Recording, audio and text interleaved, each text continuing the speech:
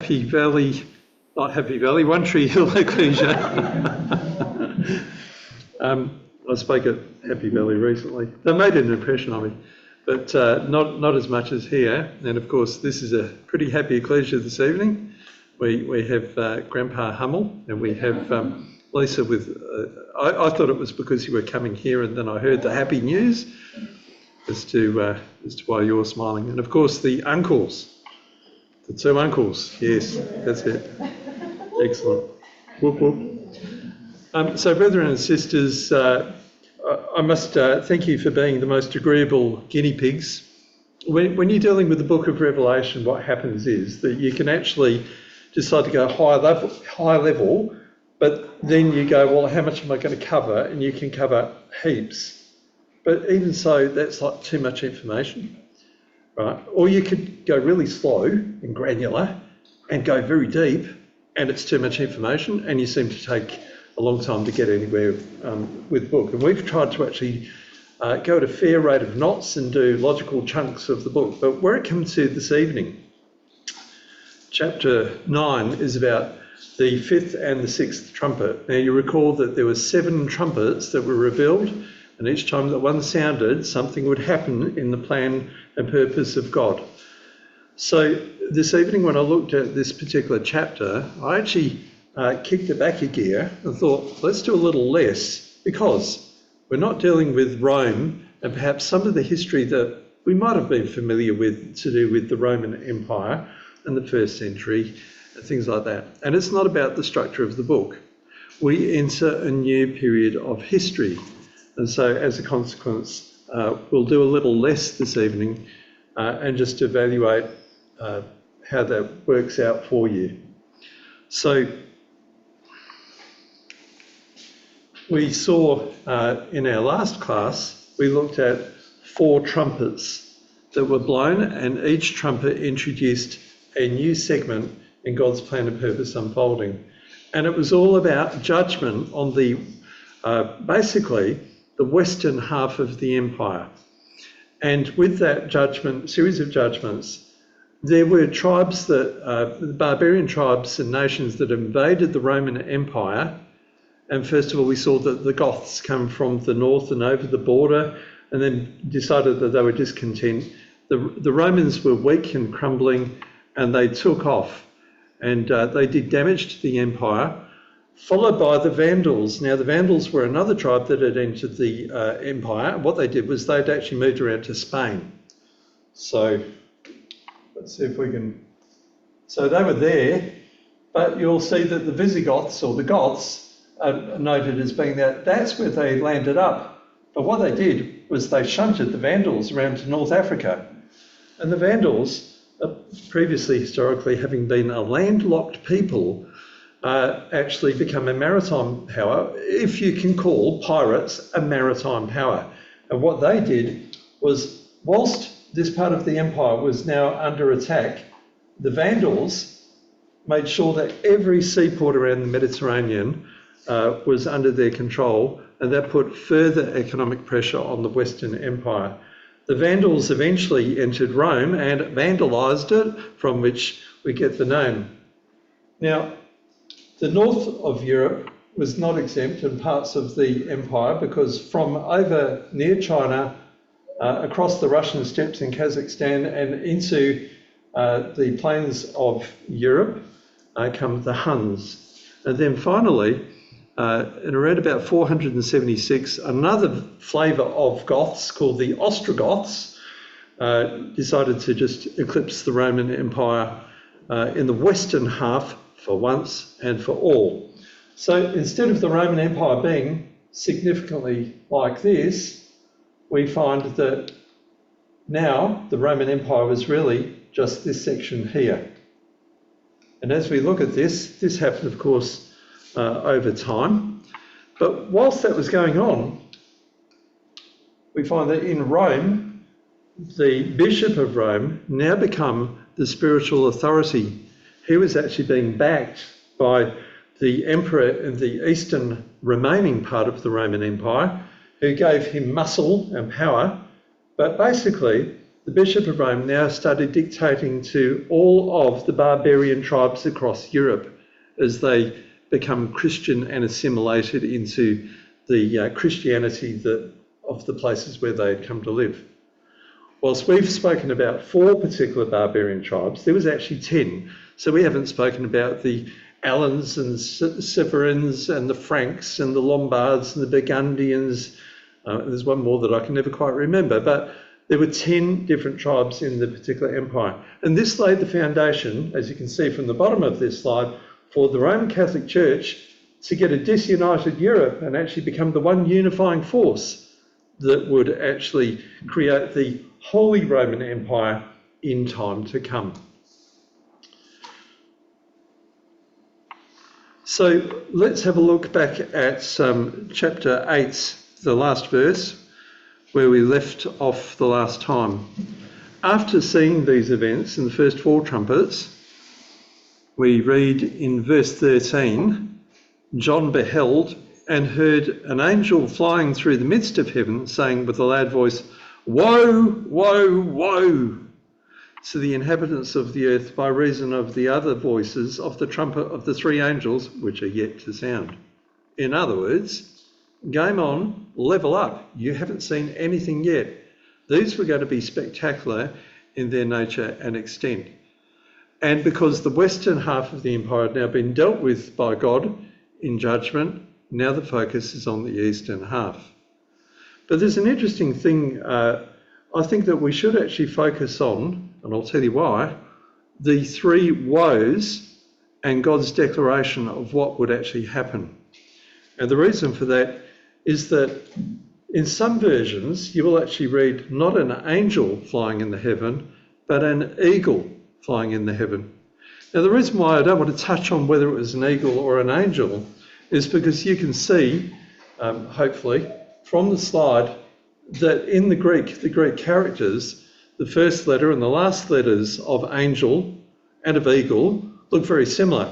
It's just somewhere in the middle. They just kind of take a left turn and disappear into the forest and eventually come back onto the main road. So I would suggest that is because of the difference in manuscripts between the Textus Receptus, the Textus Sinaiticus, the different manuscripts that we actually have this apparent anomaly. It's a little bit like the issue of 2 Samuel 15, where Absalom disappears into the almost into the countryside for, it says 40 years. And yet there's no way that you can actually say 40 years when you actually look at the chronology of 2 Samuel. Instead, it's more likely 4 years, and the difference there is in the Hebrew is just a fractional difference, because the Hebrew word for 4 is arabah, the Hebrew word for 40 is arabah. There's just a fraction of a pronunciation difference in the two. So it seems like almost like a small minor transcription error. But in dealing with that, you then actually come across the question of well, if it was an eagle, what would that symbolise? But on the other hand, if you look at chapter 14, verse 6, you'll find another picture of an angel flying through the heavens. So for the sake of simplicity and not to get bogged down into things where you can't establish whether it's an eagle, and it's possibly an angel because of other contextual use in the book of Revelation, then I just say that the important thing is about woe, woe, woe, right, and what's coming next. So what was going to come next? Well, if we have a look at chapter 9, verse 1, what do we see? The 5th angel sounds his trumpet. John sees a star falling from heaven to the earth, and to that star was given the key of the bottomless pit. Now, you may recall from the last time that we spoke about what a star was. Can anyone remember quotes or discussion points from that? It was very brief. What is a star? Power. Daniel. Power. Saints. Daniel. Saints. Yep. And it's got the picture of those that are raised up and rewarded will be as lights, as stars, shining in the firmament. right? So it's obviously a position of power. I mean, even today, Hollywood stars gives you an idea. Luminaries in places of significance. Do you recall that? Did I do that backwards? Just getting my driver's license.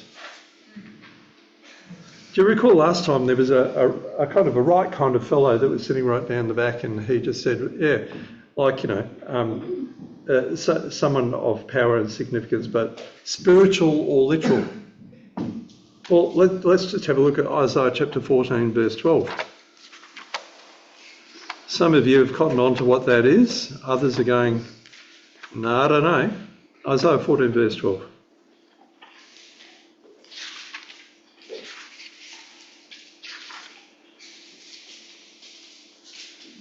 But just have a look at verse 4 first. So the prophet Isaiah, under dictation, under inspiration from God, goes in verse 4, take up this proverb against the king of Babylon and say, oh, how has the oppressor ceased? The golden city ceased. Verse 12, how art thou fallen from heaven, O Lucifer, the son of the morning? That is like the day star. It was like he was attributed to be the brightest of the stars. It was that Nebuchadnezzar was the emperor first amongst princes. How art thou fallen from heaven, O Lucifer, day star? How art thou cut down to the ground, which did weaken the nations? And by the way, if you just wanted a really good quote, because last time it was talked about grass and trees in the four trumpets, in verse 8, you can see that the fir trees rejoice at thee, and the cedars of Lebanon saying, ha, ha, right? And let's talk about the kings and regional powers around the area. So scriptural symbology for a tree is a regional power or king.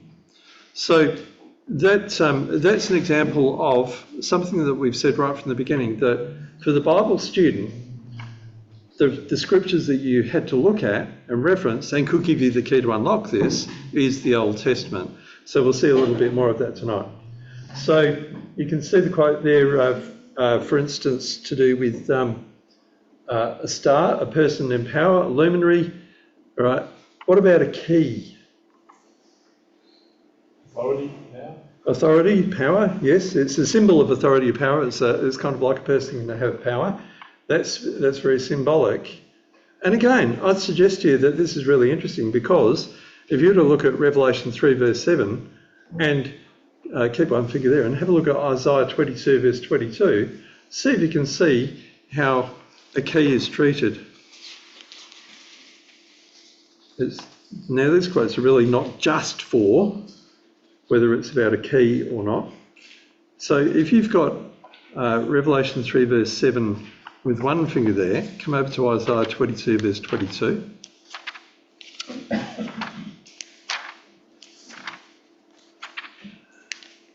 Okay, who's got that? So can you see from chapter 3 verse 7 what words? This is a promise from the Lord Jesus Christ to the people of the ecclesia of Philadelphia. These things saith he that is holy, he that is true, he that hath the key of David, he that opens and no man shuts, and shuts and no man opens. And if you look at Isaiah 22 verse 22, and the key of the house of David will I lay upon his shoulder, says God, so that he shall open and none shall shut, and he shall shut and none shall open. So the roots of symbology, I'm just going to drive back to this, because sometimes we can get a bit lost in, well, there was a picture of this and then this happened in history and that happened in history, but the interpretation is actually largely within the bounds of Scripture. So, moving on from there, we're left with wondering who is the identity of this particular star that falls from heaven. Now, you actually just saw from Isaiah chapter 14 a star that was falling from heaven. Here in chapter 9, you've got a star falling from heaven to the earth, and to him was given the key, It's authority or control of the bottomless pit. So, in actual fact, the bottomless pit gives us some clue as to the identity, as well as perhaps the nature of the situation, the identity of the person who's got the key. The bottomless pit, does anyone know what it means in the Greek, quite literally? Abyss. The abyss. So if I was to ask you to say, what's the abyss like? What would, you've heard of abysmal. It's a similar concept. It means it's so low that you couldn't go any lower. It's abysmal, right? Abyss is what?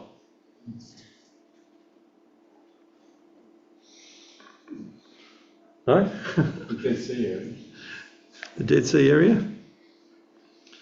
An abyss is something that is literally almost like you don't know where the bottom is, you don't know what's down there, and it's just totally unknown territory.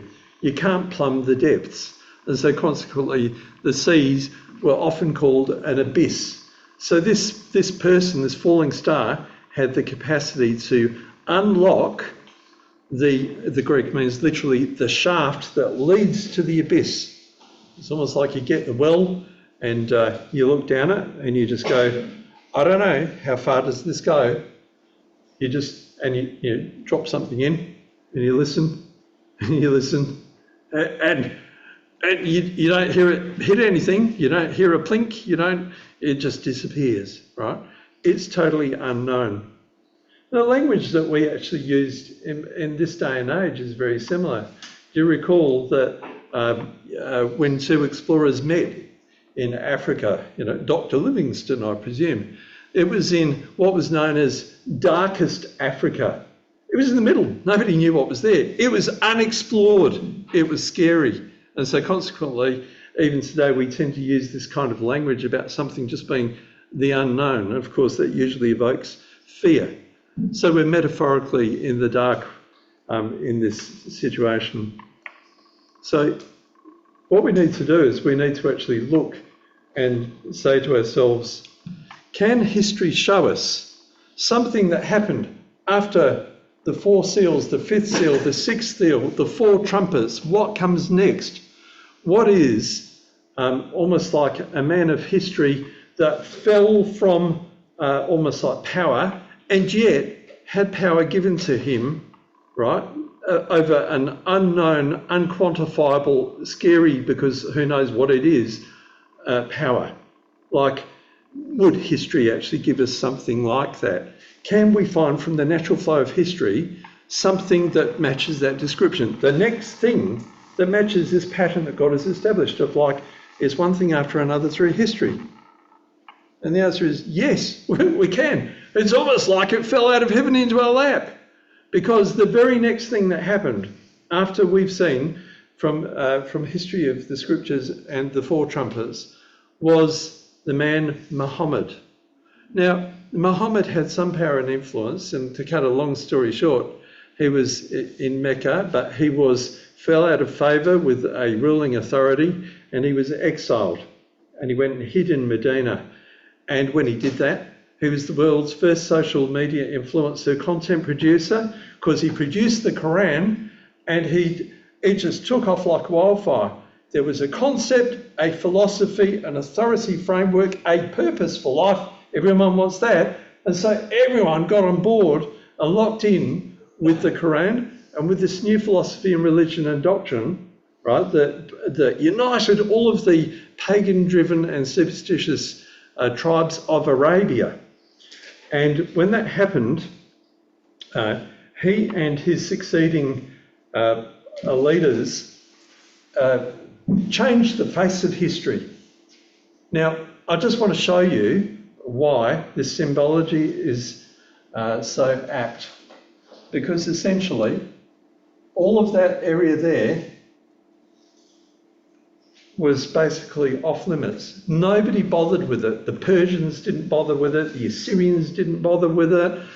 The Roman Empire didn't bother with it. Egypt never bothered with it. Who bothered with it? Nobody. It was just a vast expanse of nothing, and very much the same today. So you go down that side of the Red Sea and that's just cold, harsh, inhospitable mountain terrain. And then the rest of it is just desert. In fact, if you were to look up here, you'll find that's the Syrian desert, that's the Nafud desert, that's the Dana desert, and basically all of that's just desert, and it's unpopulated. But apart from Arab horses and hardy nomadic tribespeople, there was really nothing there. And yet this man, taking people from there, managed to go up and out here and move north and move west and then move that way into Asia, and the world has never been the same since. In fact, what he did was he did all of this in about 10 years. And then within 50 years, they'd moved beyond that and they'd become a global force to be reckoned with. But there's actually a reason for that. So the question would be, what was the purpose for all of that? And that's what we're going to see this evening, and why God actually did this. Now, why did God choose that particular man? If I said to you, there's no smoke without fire, you'd understand that smoke and fire go together. And so when he unlocked the abyss, as it were, and they come funneling out almost like through the shaft from the abyss to meet the real world, verse 2 says the following things. He opened the bottomless pit, and there arose smoke out of the pit as the smoke of a great furnace. So there's the fire, there's the heat, there's the intensity. There was intensity, and the sun and the air were darkened by reason of the smoke of the pit. So in scriptures, you actually find that there are quotes which actually establish that fire and smoke is a symbol of anger and wrathful, reactive vengeance and destruction.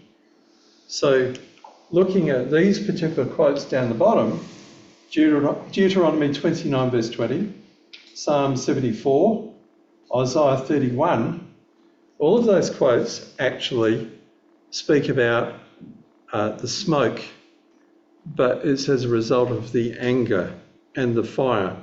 Perhaps so, having a look at Isaiah 31 verse 9 is a good quote, because when you look at that one, it gives you the sense that any Bible student, any spiritual Jew, just saying, what does this mean, would actually find when they looked back.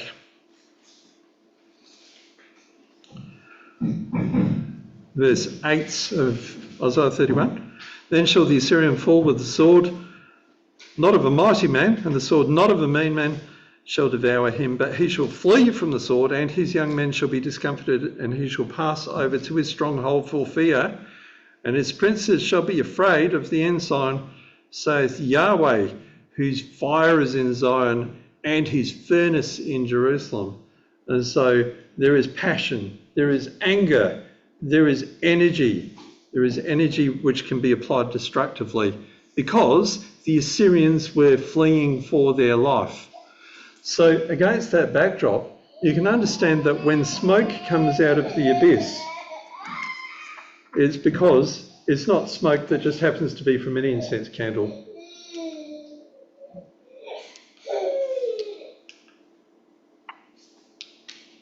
So here is just a map that kind of captures what we're talking about in terms of the impact of what Muhammad and his armies, his nomadic warrior on horseback mobile armies actually did.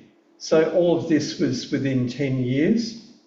And then you can see how they pushed that way and pushed that way and pushed up towards the Byzantine Empire.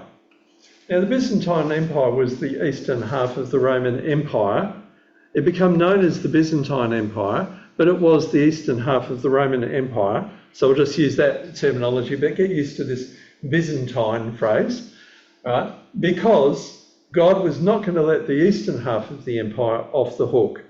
And so consequently, they were going to administer punishment. So this is what happened. In that 10 years, Muhammad got the show on the road and has changed the world ever since. But then after that 10 years, he actually died. But then his father-in-law, Abu Bakr, took over, and he was the first of 4 caliphs. We'll come to a caliph, it's the leader. It was the nominated leader to take over the religion and the army and the work. And so that man took over. And then once he did that, it was he that went up north and he went west. And the 2 significant things they did in no time flat was to take Damascus, which was a regional city that controlled a lot of the eastern part outside of the empire, and significantly Jerusalem. And they did this in AD 637. And that was the beginning of Jerusalem as the stumbling block to all nations, because at that point it suddenly became a matter of religion. Because when these people went on the road, everywhere where they went, they'd say, "You're Christian. How about you join our religion?" "No? Oh, bad choice." And so religion was suddenly up for grabs, and this was the flashpoint between Christianity and a new force. Now, of course, you remember what happened in AD 325 when Christianity was declared to be the official religion of the Roman Empire. What happened in AD 325? The Council of Nicaea, where the bishops literally come to fisticuffs and blows over this intense religious question of, is God 1 or 3? They decided he was 3. The majority vote had it, and so therefore that was the interesting thing. But the Muslims believe that God is 1, Allah is 1. And there's a number of other things where they recognise elements of what we recognise as Bible truth. Doesn't mean to say that they have truth in any way, shape or form, but they're a lot more amenable to when Jesus Christ will return to the earth, and the concepts of some of the things in the Old Testament, which out of the 8 billion people on the earth, however many are left, there'll be quite a few Muslims, and so that'll be really handy. But because God is 1 and these people have the Trinity, that's where the show really kicks off. So just to actually show you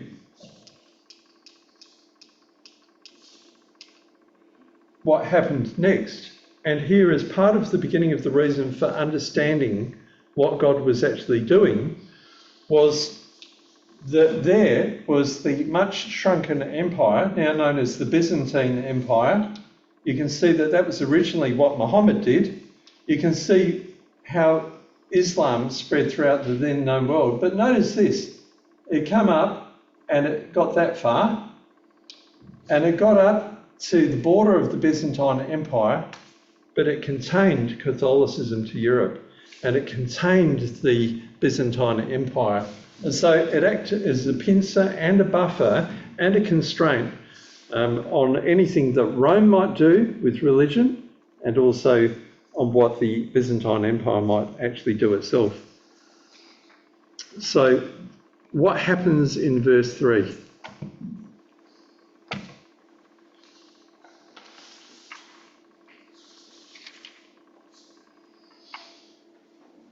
Out of the smoke comes locusts. Now, one of the things that thick smoke does is it obscures things, and wherever there is obscurity, there is fear of the unknown. If you're driving through thick bushfire smoke, you suddenly realise you just can't, you don't know where the road is going. You have to stop. You're stalled. You're in uncertainty, but also maybe fear and maybe even panic. And so consequently, this was the effect that the Mohammedans, who also went by the name of Saracens as time went on, actually had on the world around them at the time. So that's the start of the story. the nature of the people that were engaged in spreading this throughout the world were like locusts, it says in verse 3. And the locusts were given power, but they were given power as scorpions of the earth. Now, I don't know about you, but I know this, that locusts swarm. There's innumerable locusts when the locust plague hits, right? And usually when it's bad, anyone in the world actually almost sort of reverts back to the 10 plagues on Egypt and just goes, it was a plague of biblical proportions. So that's the concept, and the destruction that they wreak is incredible. But it wasn't just destruction as in taking things or having an effect on every single living being. It was the effect of pain across the empire that was experienced. Now, if you, again, just hammering home this whole issue of like, where do we find something in the Old Testament? Come with me to Joel chapter 1.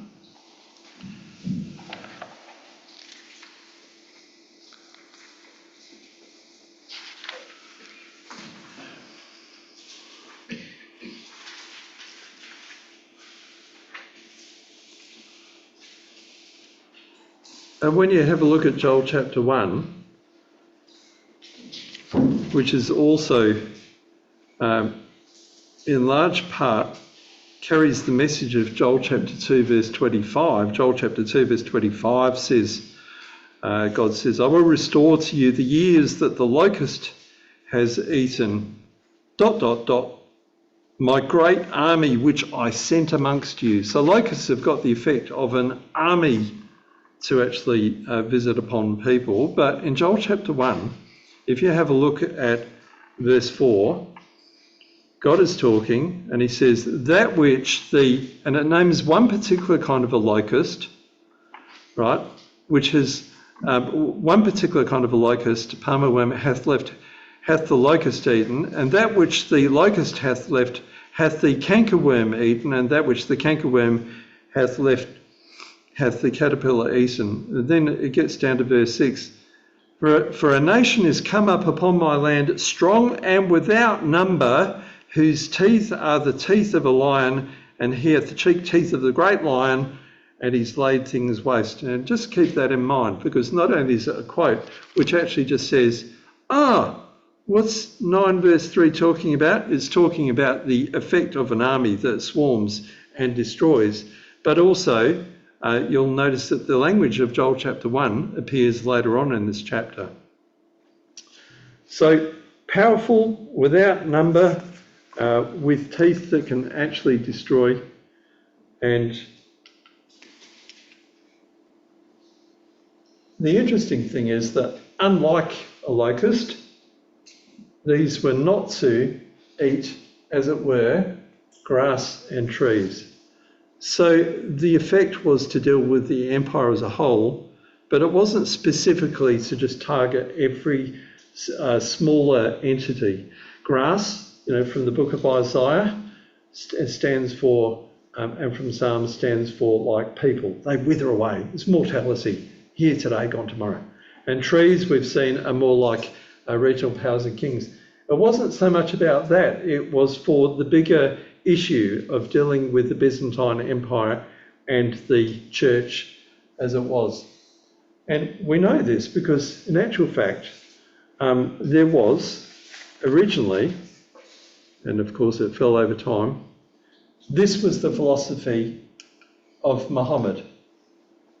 And Muhammad, as you can see from here, instructed his troops to remember that they were in the presence of God, on the verge of death, in the hope of paradise, that when they were dealing with people, they should avoid injustice and oppression and not let their victory to be stained with the blood of women and children. And it says, interestingly, destroy no palm trees nor burn any fields of corn, cut down no fruit trees or do any mischief to cattle, only such as you need to eat. And this is where the fun began for the church and the empire. You'll find another sort of people that belong to the synagogue of Satan who have shaven crowns, the tonsure of a monk. It says, be sure you cleave their skulls and give them no quarter till they either turn Mohammedans or pay tribute. Now, Edward Gibbon, in Decline and Fall of the Roman Empire, is known as a preeminent historian. Nevertheless, of course, you always want more than one reference if you can. It's not as if there were a lot of people writing down a lot of these things, so how you can fact check that, I'm not too sure, except for this. Abu Bakr, Muhammad's father-in-law, actually issued very much the same sort of instruction. And he said, you must not mutilate dead bodies, don't kill a child or a woman or an aged man, don't harm trees, don't burn them with fire, especially those which are fruitful. And so they had almost like a humane view of on the ground as opposed to the larger particular power structures of the time. So if you were to look now at verse 5, what is the significant thing that jumps out in verse 5? Verse 4, it says, only those men which have not the seal of God in their foreheads. So as far as God was concerned, and definitely as far as the Muslims were concerned, if you didn't believe that God was one and not three, you believed there was three, that was a matter of whether you were sealed in the forehead or not. That was a matter of life and death. That was the issue.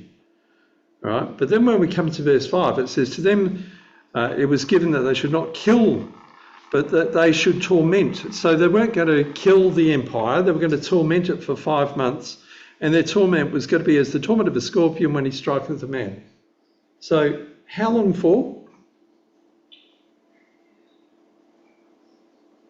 In that verse, how long should they torment? 5 months. 5 months. Can we think of a good quote? Because I danced around this whole issue of Bible numerology at the last class. All right. I ducked that one, but we should probably start to engage with it because it's going to become more and more significant through the book of Revelation right now. Can you think of in the Old Testament a quote which actually really establishes quite simply that there is a day for a year principle in the Bible?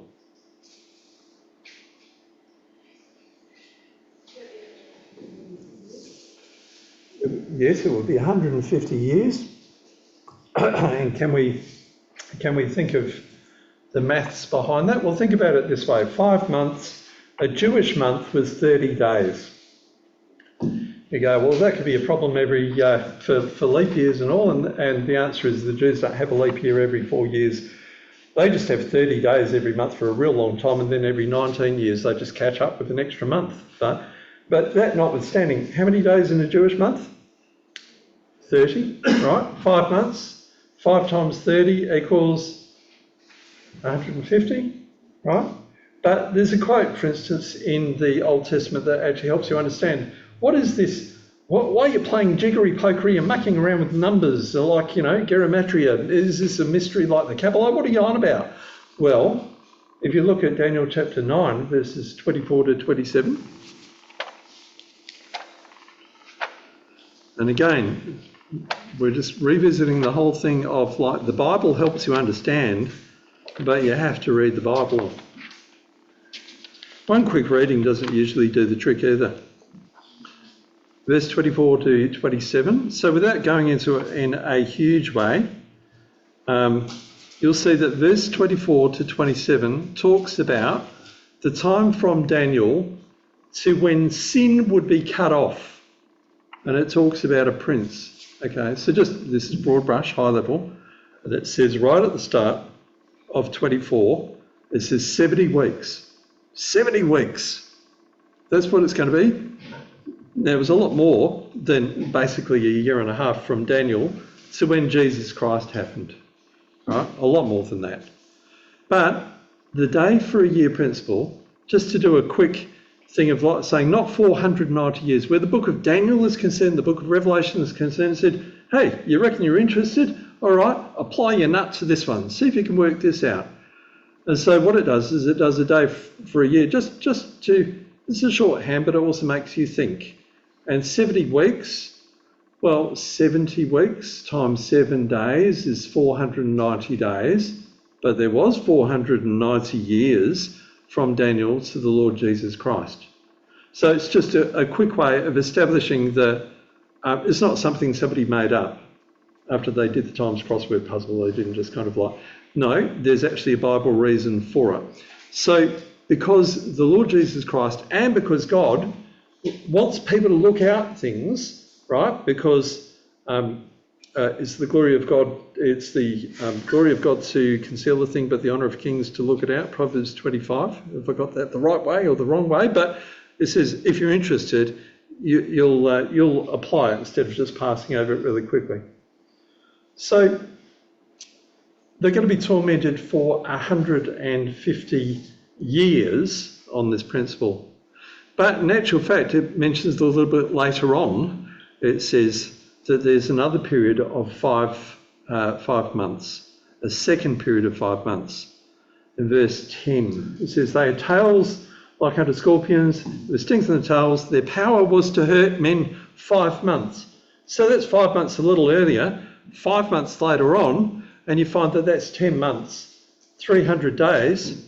And interestingly, almost no surprises, how long was it that the Saracens, started off by Muhammad, actually went on and were a force on world history, acknowledged by historians with dates, from around about 632 to 932, 300 years, matching God talking about in the fifth trumpet, there'll be 5 months, then a bit later on he says, there's another 5 months, 10 months.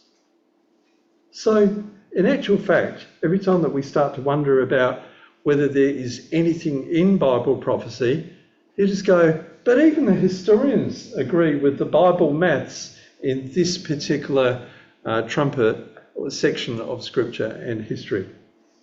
So for 300 years, which is basically, when you think about it, several of our lifetimes, it's a long time, right?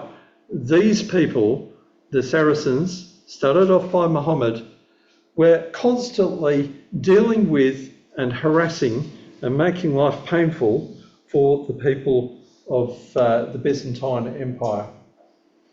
So there you go. Very quickly, one day to represent a year. There's a quote to just establish the principle. There was 2 lots of those 5 months, and there was 300 years of the Saracen history. Verse 6 is interesting because it says it's going to be bad enough so that people are just going to say, I'll do anything to get out of this. And so men shall seek death and shall not find it, shall desire to die, and death shall flee from them. And the interesting thing is historians record, Constantinople would have sued for peace and done anything, but the problem is the only condition that the Muslims, the Saracens, would accept was that you had to convert to Islam, and therein was the problem, because the Pope in Rome and their own theology said, well, you'll be condemned to hell. Your immortal soul will be lost. So they're going, I don't know why. So it's like a living hell on earth, because they just didn't know what to do.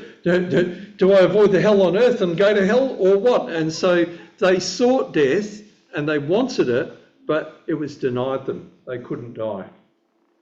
So having a look then at verses 7 to 9, you can actually see something of the character of the armies that actually helped to harass them. So verses 7 and 8, you can see it's like horses prepared to battle. Heads had adornment that was like gold, faces like men, hair like women, and the teeth were as the teeth of a lion. Do you remember that quote in Joel where it just said, when the locusts will come, but they'll have like teeth like lions? That's because the Bible draws on its own symbology. So what was that really like? What does that mean? Well, we find that just looking from one side, crown, characterisation, hair like women, teeth like lions, iron breastplates, if we read on. It says they had breastplates as it were of iron. And then it says in verse 9, wings that sound like many battle chariots and cavalry. So you can imagine if you've got hundreds of millions of locusts, the noise is incredibly deafening, right? It's the scorpion-like sting in the tail and the period that they'll hurt men. men is for 5 months. Now, these couple of verses don't actually have Bible quotes, because it was talking about something that had never been before. So the symbology is there that these are locusts not to be messed with. But in actual fact, within this, there is encoded clues which history tell us. So what they did was they had yellow turbans, and they had like brass, kind of like goldy coloured helmets, right? Whereas the Romans were always clean shaven, right? Their armies. Not so with these guys. These guys had hair and beards that was frightening. And then on top of that, the ferocity of their territoriality, right? Then they were actually renowned for having iron breastplate, and all the rest of them was very light chainmail, because they could move fast in the desert. They knew how to layer up and down. If you were a Roman legionary, you just had the 25 kilos of stuff on you, and that was it. But these guys had to be fast and flexible. The problem in battle with these guys is that whenever they come through, it would be just wave upon wave upon wave. Now, without boring you, what would happen is in battle is you pitch and set your block of armament in your position to defend it. These guys didn't play by the rules. So there would be hordes of them coming from any angle, and because they had exceptionally swift mobility on their horses, they could just go right around the back, or they could actually divide and conquer, or go straight through the middle of wherever they could find a chink or a gap. But the problem was that as many as you tried to take down, they were faster, and there was far more of them. There never seemed to be any end to the number of horses that would actually come through. And so they would actually come through. So you would actually find that historically, some battles would last not a day, but actually a number of days, which is not how things used to be fought in the old days. Pre-modern times, like you'd have a battle, a big wingding, it'd go for a day, and then there might be the fields, covered with bodies, right? But these guys kept coming back more and more and more, and pick off everything and just keep going and going and going, almost like locusts that just would keep going. So one of the things that history actually records is that as they come through, the noise from their chainmail and the horses and the sheer number of them ululating and screaming and carrying on as they went wild and berserk and went straight at the enemy, it was exactly like the noise of apparently innumerable locusts, and the noise was terrible. Very different to the Romans. So history tells us that the characteristics of how they used to dress up and conform was very much along those lines. Hard to see it here, but you can actually find numerous instances where they had yellowy turbans or helmets accordingly, and basically they just played by an entirely different set of rules. Now, at this point, I want to get a little bit controversial, because it actually says in verse 10, they had tails like unto scorpions, and there were stings in their tails, and power was given to them for 5 months. Now, the reason why I'm going to be controversial is because history takes a different view to what many Bible commentators will actually say. Many Bible commentators will actually just go, if I was to ask you what the stings and the tails were, I would say that a percentage of people will have received the knowledge that this is possibly the cannons that were dragged into battle behind horses. So, you had the horse, and behind the horse was the cannon being dragged into battle. It was like the tail, and the sting was in the tail, because when you turn the cannon around, you knew all about it if you got in the way of the cannonball. But the problem with that is, and military history is not particularly precise. In fact, if you look on the internet and read deeply, you'll actually find that there is significant variance in history about artillery used in battle and when it was first and gunpowder and when it was first used. So I'm going to suggest that, in actual fact, this isn't necessarily the right application in that particular verse 10, to talk about stings and the tails and that being canon. Spoiler alert, in verse 19 it says exactly the same thing, but you notice that we're not in verse 19. Verses 13 to the end of the chapter is the 6th trumpet, another period of history. Right? So the reason why I say that is because sometimes people just say, oh no, it's a cannon. Interestingly, incendiary weapons using stuff that would burn and stick and burn, and you could throw into the enemy and actually just set them all on fire. Man have been playing with chemical warfare in this respect for a long time.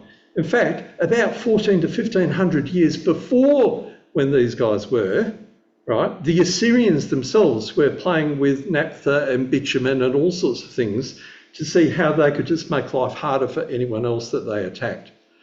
So when it comes to this particular time, this wasn't the time of gunpowder at this particular point in history. Soon after, yes. And so I posit that in actual fact, it wasn't gunpowder and cannon at this particular point in this verse. I just go, it was probably Saracen fire. Now, Saracen fire was the latest incarnation because don't forget, like the people in the Middle East had had 1400 years since the Assyrians were playing with it. And in fact, somewhere around 470 years before Jesus, there was actually a device that people would actually bring into battle that they'd actually pump with a bellows, right? And they'd shoot nasty fiery stuff out just to see if they could actually just set everyone on fire.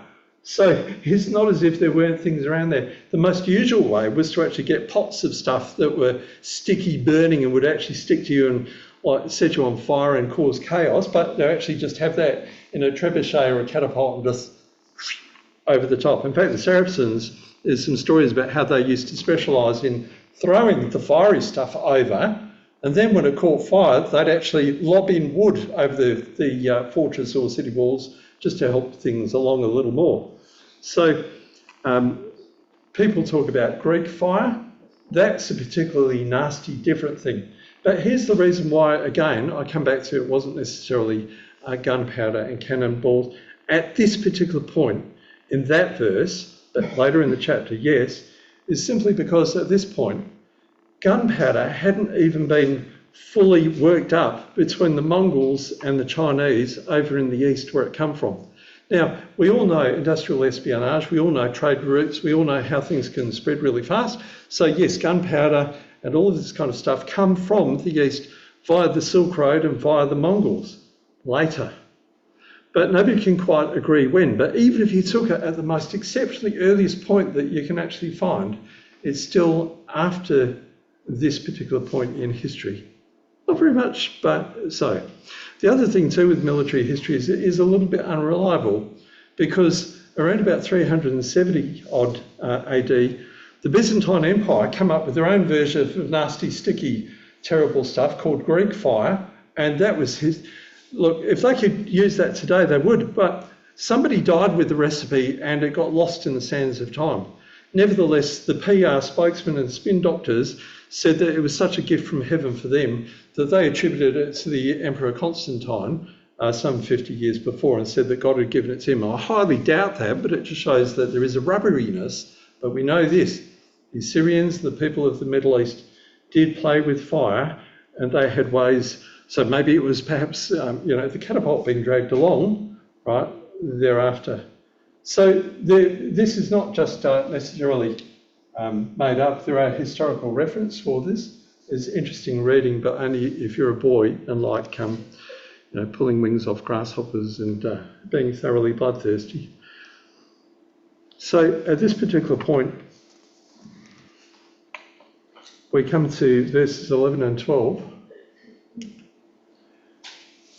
And we find that the power structure was they had a king over them, the angel of the bottomless pit. King is the caliph. It's interesting to know that there was the caliph who was the chief over everything Islamic up until 1924. But the power that they really had as an empire was for the 300 years that the scripture says. It's quite simply that the name Abaddon in the Hebrew, or destroyer, and in the Greek Apollyon, destroyer, is simply there because it's an indicator of this force, the nature of the army, what they did, for how long, and the eastern part of the church and the Byzantine Empire actually spoke Byzantine Greek. And so it's in the Greek and it's in the Hebrew for those who actually want to think about it from a biblical perspective. So next time we'll look at the second half of chapter 9, which is the sixth angel sounding. And in many ways, that actually goes from way back then up until nearly our times, and essentially is fascinating because it suddenly makes all of this stuff that's more remote suddenly lob into our backyard in our time, our lifetime, so that we can actually start to feel the prophecy getting closer to us.